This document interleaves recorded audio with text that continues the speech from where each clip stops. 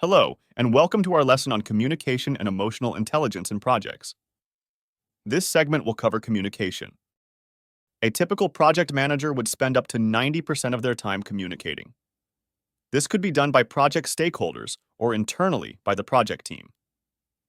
This communication can take various forms, for example, writing formal progress reports to sponsors and executive committee, meeting with stakeholders to negotiate and agree on actions, sending emails to stakeholders to confirm agreed upon actions, formal and informal meetings and discussions with the project team daily, or reading a report sent by one of the suppliers.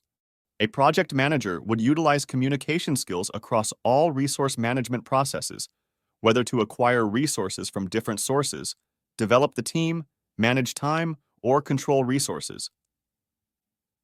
A recent study, Gupta et al., highlighted that poor communication is one of three main factors for project failures, along with low sponsorship support and deficiency of the project manager.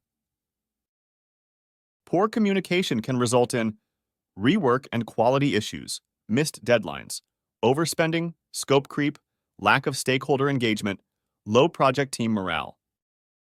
All these factors make it imperative for project managers to develop their communication skills to increase their effectiveness, especially in situations that involve relationships with others and improve chances of project success. In addition to that, project managers should foster positive and constructive communication within the project team as it helps establish trust, build effective relationships, improves information exchange, and creates a positive project environment that would have a positive impact on project success. Communication can be defined as any conduct that leads to the exchange of information between two or more persons through an understanding between the sender and the receiver. This information may be data, ideas, or anything else related to the sender and the receiver. The objective of communication is to ensure that the message is delivered, understood, and accepted, and that there is a reaction to it. Shannon Weaver's model of communication is a classic model that helps to understand how communication happens. It addresses communication as a model or a process where there is a sender and receiver. The sender has a goal that he encodes into a message that is sent to the receiver via a communication channel, hoping that the message will be decoded and understood by the receiver, who would then make an action or reaction based on the message. Communication happens in an environment that may have noise that hinders the correct transmission and receiving of the message.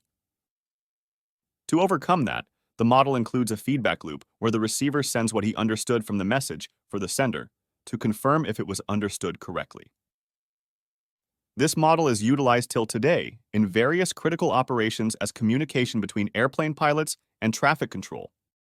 The noise mentioned here represents obstacles to communication that hinder the correct understanding of the message, and that includes message not clear, not enough time to send the message in a complete manner, lack of focus from the receiver, and lack of trust between the sender and the receiver. Project managers utilizes various communication forms and methods when dealing project team members and stakeholders, as reading and writing, where the project manager is on the sending side communication, listening and reading, where the project manager is on the receiving side of communication. Communication skills encompass a group of skills such as speaking in terms of clarity, conciseness, and use of positive language, active listening, asking questions, effective use of vocals as tone, pitch, and volume, effective use and understanding of body language as gestures, hand and arm movements, posture, and facial expressions. When project managers decode information in the form of messages to team members or project stakeholders, they should ensure following the principles of the 7 C's of communication: clear, concise, complete, concrete, coherent, correct, and courteous. Positive language is about selecting words and ensuring they are optimistic and encouraging for the recipient. Examples of positive language could be using expressions such as, I can, I assure you, it is possible to, let's explore, or let's try something new. Negative language usually starts with a hostile expression such as, we can't, they won't allow us, it is not possible, this is the only way. This is the end of this segment of our lesson. In the next segment, we shall discuss active listening and asking questions. This course is presented to you by South Europe College. Thank you for listening, and see you on our next segment.